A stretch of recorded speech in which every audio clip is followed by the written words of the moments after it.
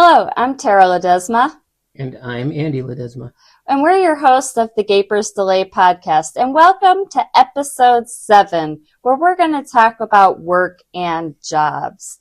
I know when I last applied for my last job, I was worried about AI and my resume because I haven't done my resume in forever. So doing my resume and how different they want it formatted than they did when I first did my resume was completely different, number one. And number two, you're dealing with all these AI bots.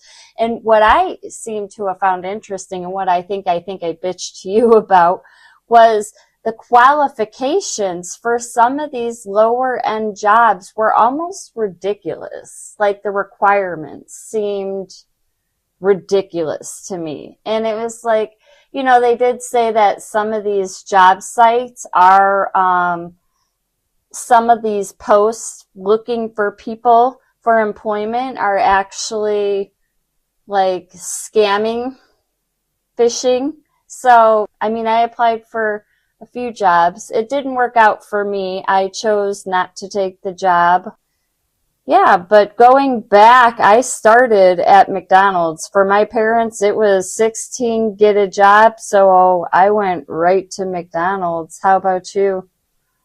Well, I mean, I don't know what you want to consider your first job or not. If it's one that gives you a paycheck or one that you're doing. I mean, like, I cut grass when I was a kid. Well, I would consider that a job. You're working, right? So I guess now, you had a newspaper route too. Is that before or after cutting grass? Newspaper route was first, and then that wasn't enough, like, for me, so. How old were you when you started your newspaper route? I think I was like 9. Is that even legal? I was like 15 and I had to get a worker's permit. You were 9? Well, back then it was fine. Yeah, I guess so. You always see in the movies the little kids throwing papers. And then, because I wanted something more, anytime there was another newspaper out that would open up, I would jump up and take it. So, overachiever. Yeah, I had a lot of, I think 3 or 4 newspaper routes. And nice. Who would take you? Would you take your bike or? No, well, at first I think I did it by myself when it was just one route, and then when it became more, then my dad would, we'd throw the newspapers in the minivan and just leave the sliding door open, and my dad would just coast down the street, and I'd run up, grab the newspapers, and throw them. Did you give him a cut of your check or no? No, he didn't want any of it. Did you at least offer, or are you assuming he didn't want any of it? He didn't want any of it. Okay, I'm going to ask him this Thanksgiving. It's coming up, folks, so I'm just going to ask. Or Indigenous Peoples Day, I'm going to ask. And then once it got to like 3 or 4 routes, me and my brother did it together. Oh, okay. Nice. Nice. And then I wanted more money, so I started cutting grass for the neighbors and stuff. So you started soliciting yourself out to all the neighbors? Yep. Yeah, I never had that kind of confidence. I did not do anything like that. Actually, I dated my McDonald's manager. Yeah, that was not cool. But anyway, this is about jobs, not about dating, right? Not our past dating.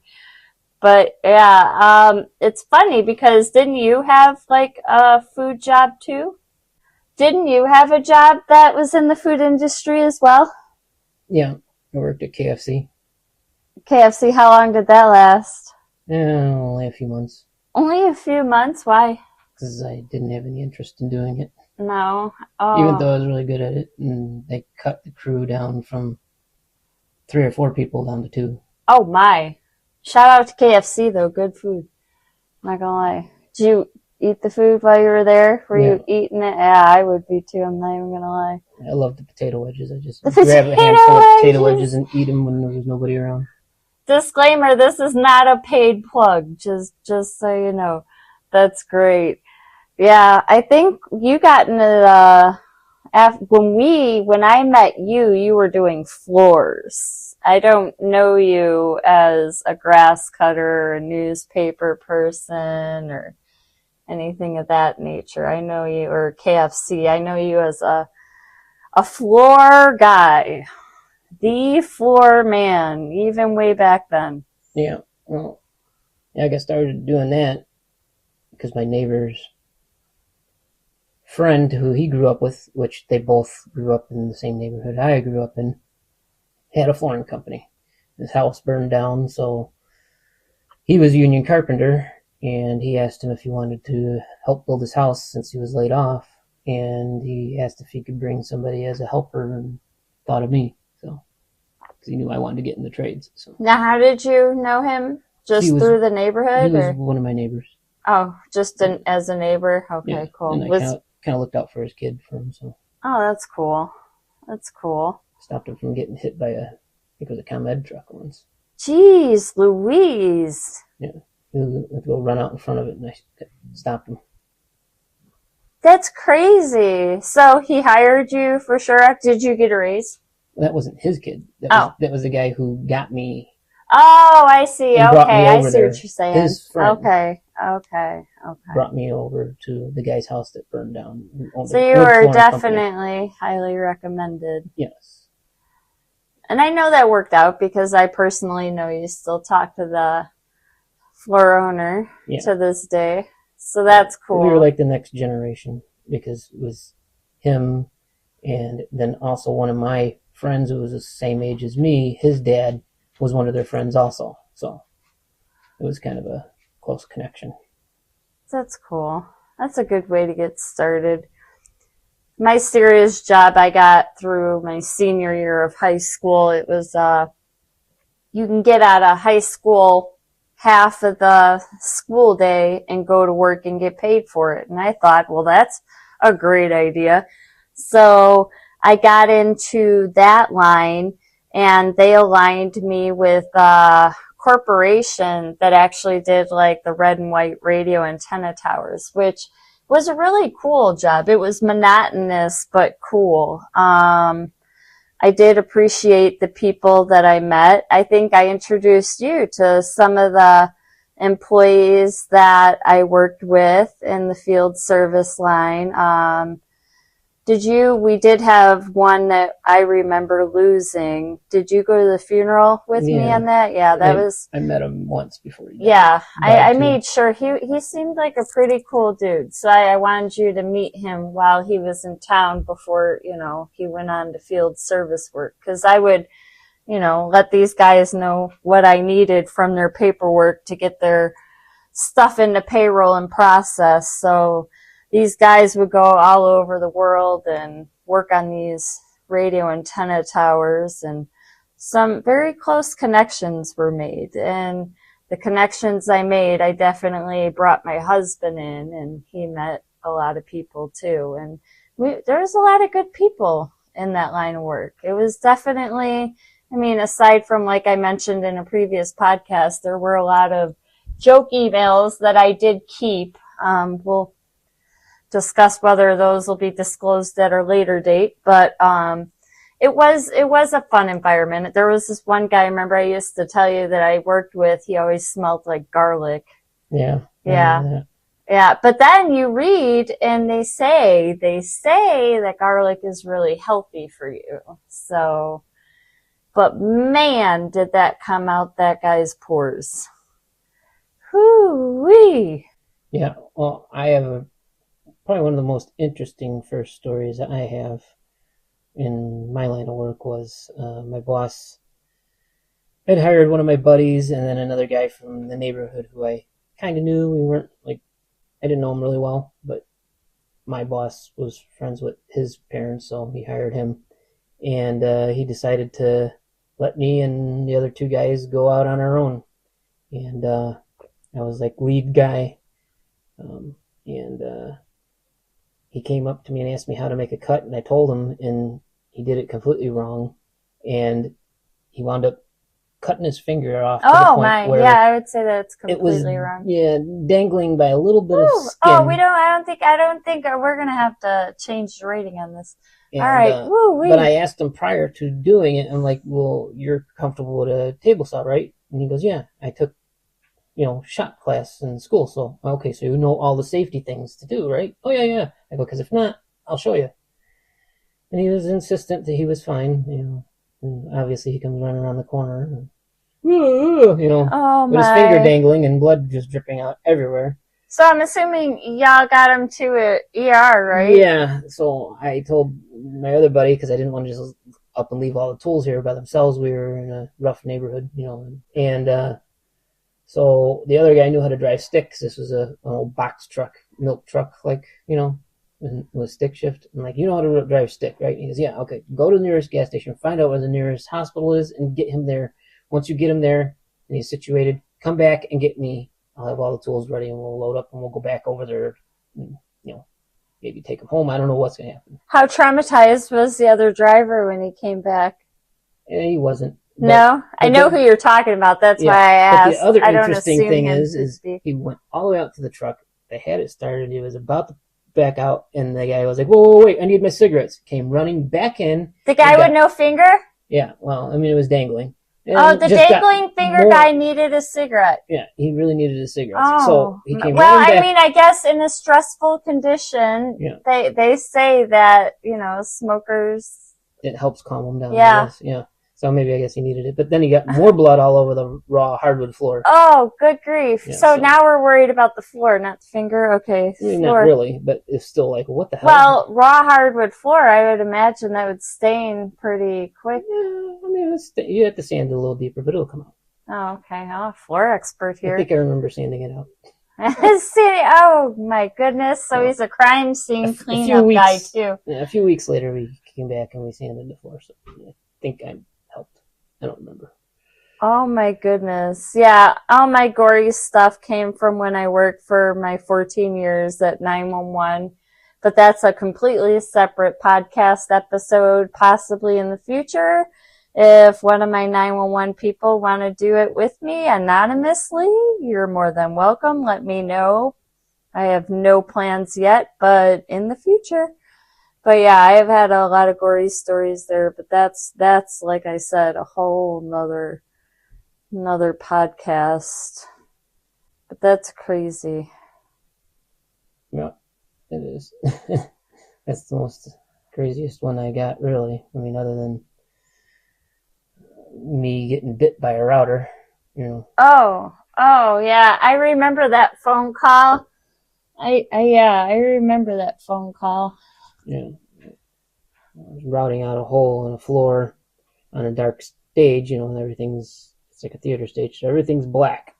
Even with the lights on, I mean, you really can't see all that great. There was apparently a wire sticking out. Grabbed the router and it was almost like somebody kicked it like a football right out of my hand. And it was coming down on my arm, and out of reaction, I picked up my arm off the floor, you know, because I was leaning on it, one arm and cutting with the other. And I pulled it away, but it was too late. It already had hit my arm right by the arteries and everything. And luckily, it just hit that membrane that protects your arteries and skinned off of it. So yeah. You were a little too calm for me when you let me know, like, hey, I'm heading to the, hospital. See you there.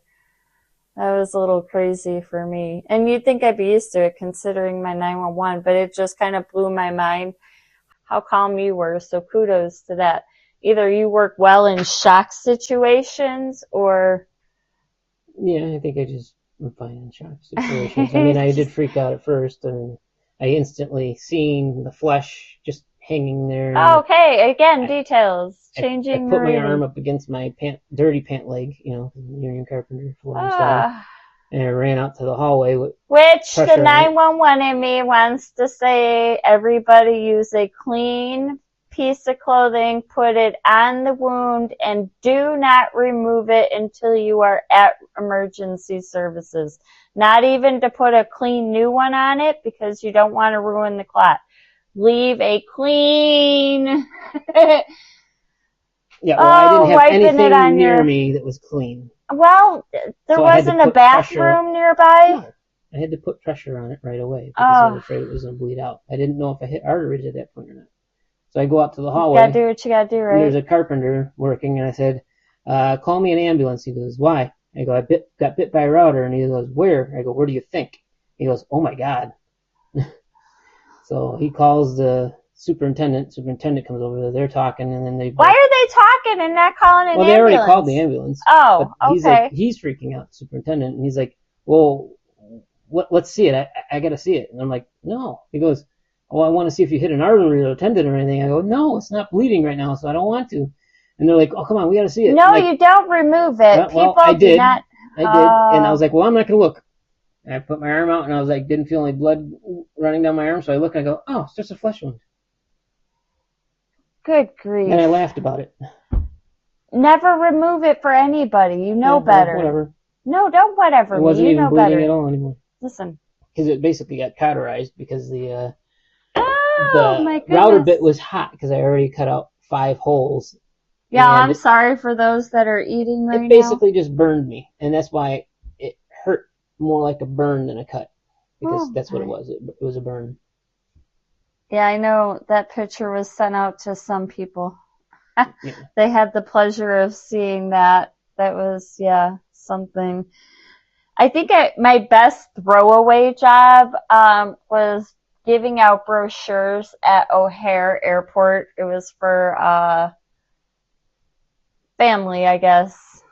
Just something to do. And me and another family member just kind of wasted time and just threw all the brochures in the garbage and just played around at O'Hare Airport. But that's instead of doing your job. But hey, that's okay. But that's why I again prefer O'Hare over Midway, because I know that airport like the back of my. You put me in Midway, I'm like, where are we? Like, how do we get to what terminal we need? Whereas O'Hare, I know what terminals where, like which one's international, where I want to park for, regular flights. Like I got that down pat. But one good thing that did come out of that, remember that short-term job I got for like a hot minute where I was working at O'Hare Airport, but it was a trucking company for the airport that loaded the cargo planes on the airport side. So it was nice because I got to take our daughter to watch the planes kind of take off at the end of the runway, because that's where, but that was a short-lived job. I get bored easily. I guess that's my inattentive ADHD. Did you have any jobs that were kind of blow off, or like situations or people that you work with that were blow off people, or? No, I mean, probably really just a KFC job. I didn't really care whether I had it or not. I think that's every kid that's why I prefer to go to those kind of restaurants during the day, during school hours, when I know the kids are in school. So nothing against y'all kids. I've been there. I put out 10 burgers without the meat. I forgot. Shit happens. But what are you going to do? Well, I did have a factory job for a little while too I got bored with it really fast. That's right. You came home. You should probably get checked out for that. All that paint you were inhaling. And not to mention that you came home a new color every time. Well, I wasn't really inhaling the paint because I was wearing a respirator. Oh, you were? Okay. Every time? It just got all over your neck and everything. Okay, yeah, because you did come home like a different color M&M every time. Yeah. Yes.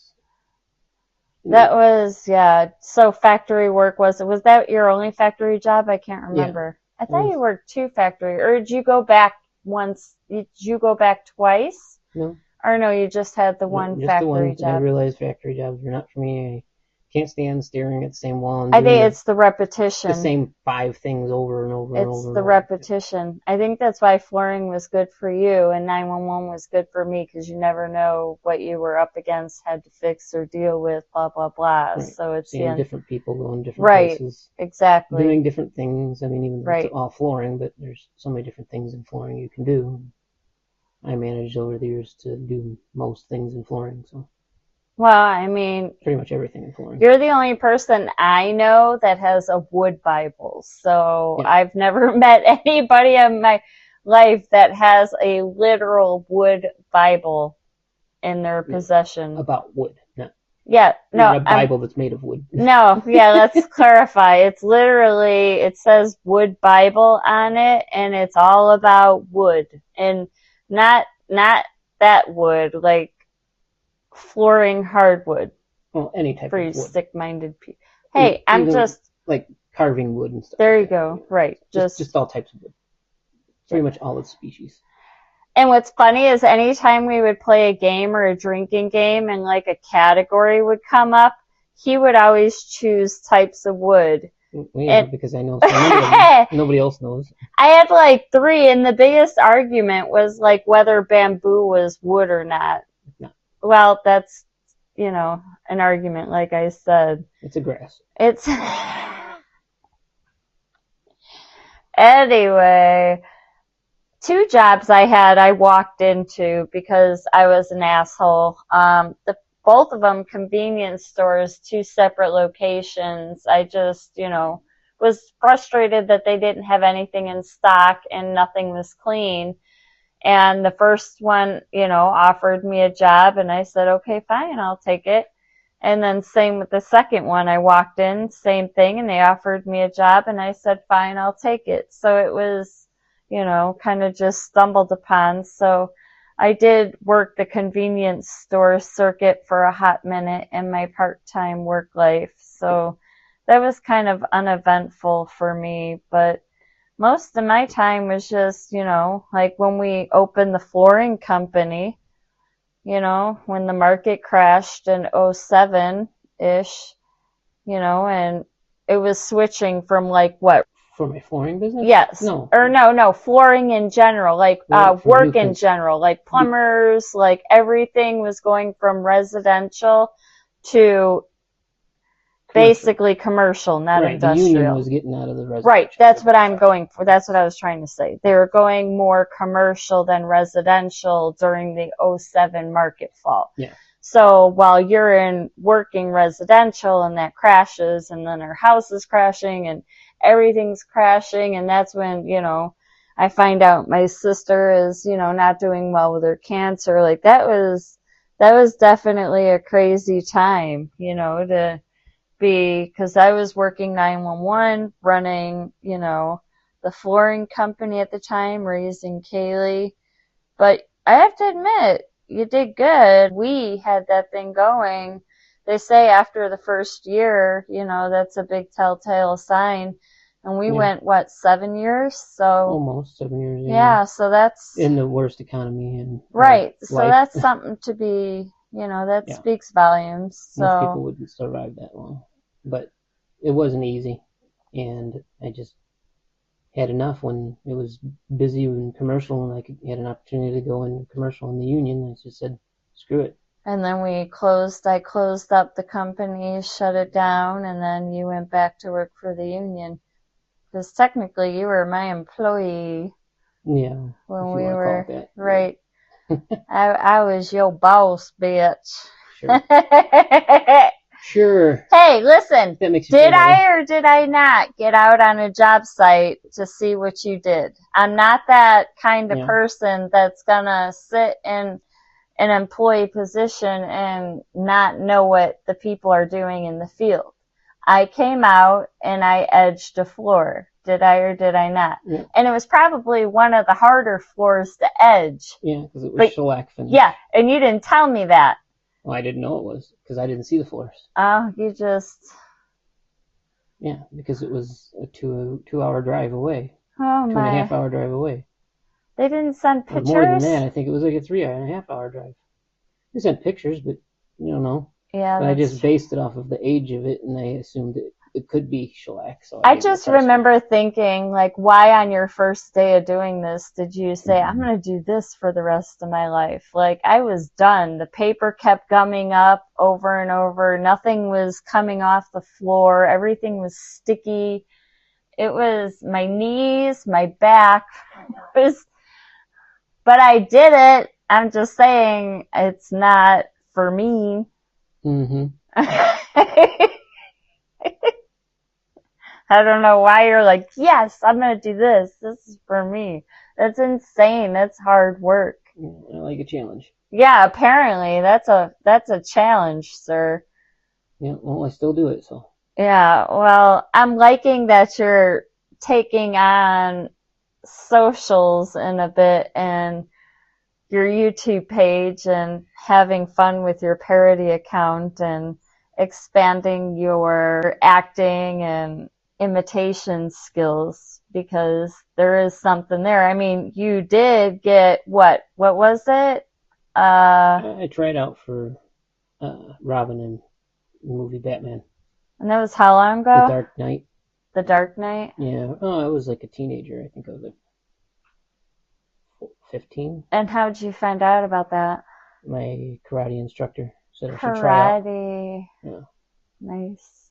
Because they were seeking out somebody with martial arts, and somebody new. They said they wanted somebody new, a new face, somebody who wasn't an actor, but they still wanted to go with an actual actor. Well, yeah, I mean, Experienced actor. So it got everybody talking, though. You know, I could see how exciting that would be. Like, just, you know, being in that kind of class alone and then having access to, like, auditioning in front of people of that stature, which I had no training actual, or acting anything, experience other than right? being like a Nutcracker play, but you're just moving around. You're not. Who were you in the Nutcracker? If we could just squirrel a sec. I was one of the toy soldiers. Toy soldier. Oh, now I got that song in my head. But okay, anyway, just curious. Yeah, karate I never got into, but I think that's why I like role playing. My role playing for, working with police and fire departments and stuff and active shooting, and sometimes I play victims, sometimes I play, the aggressor, sometimes I get tackled, sometimes I get pelted at, but, I think it's very important training across the board, and if anybody needs me, I'm open. I love doing it. It's fun, it's very rewarding, and I'm glad that I can see progress. Talk about me and what I did for a living, and then you talk about that. Most women would think you're crazy for doing that. So that is true. That I don't think it's crazy. I think it's fun and interesting from all aspects, from physical aspect, testing my endurance, from psychological aspect, from just all different. I think it's just great too. I'll even, I've done it for free because I think it's very important that everybody is on the same page in how to respond in an active event in a large place. I think that should be uniform training, so that way anybody anywhere knows, okay, I need to do A, B, and C. But, that's neither here nor there. Any other flooring stories that pop up? No, I can't think of anything right now. Nothing, because I've heard some shit show stories on jobs you worked on, but there's probably statute of limitations and stuff on those that you probably don't want to bring up, so that's fine. Maybe we'll wait like 5 podcasts out or 10 podcasts out and bring those up.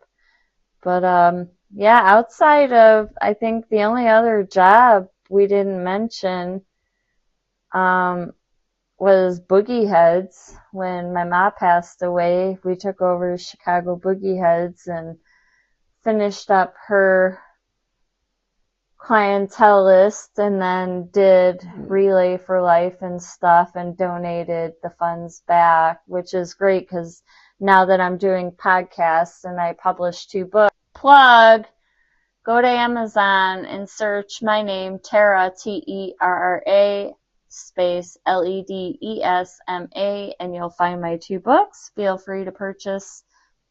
Had to plug. But yeah, we were running the flooring company, Boogie Heads, donating, raising a kid, going through the craziest time at that time was the housing market crisis. I think all in all, where we're at today, life is still a struggle now, I think, for everybody. But we're still here, we're still floating above water. So I'm grateful for that. I'm grateful that, I'm working on my 3rd book and that you joined my podcast with me. And we can go forward and do new podcasts together. Yeah. Anything you'd like to add before we close up? No, my mind's drawing a blank at the moment. Yeah, I know there's other things, but I can't think of it. Well, there's always future podcasts, and I hope you all join us in the future. And until then, have a good 2 weeks. Goodbye now. Gapers